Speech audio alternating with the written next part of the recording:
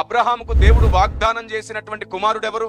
కొందరు ఇస్సాక్ అన్నారు, కొందరు ఇస్మాయిల్ అన్నారు. డబ్ల్యూసి అని చెప్తుంది ఇద్దరూ కాదు.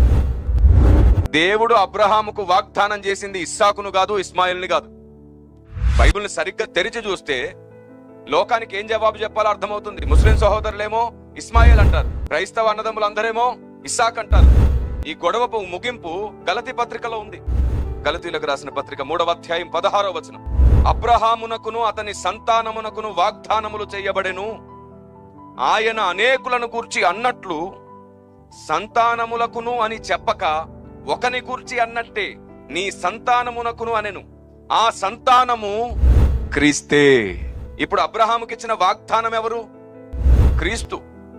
సంతానాభివృద్ధి కొరకు, వంశాభివృద్ధి కొరకు ఇస్సాకునిచ్చాడు కరెక్టే, గాని అసలు వాగ్దానము క్రీస్తు. క్రీస్తునందున్నవాడే అబ్రహాము కుమారుడు.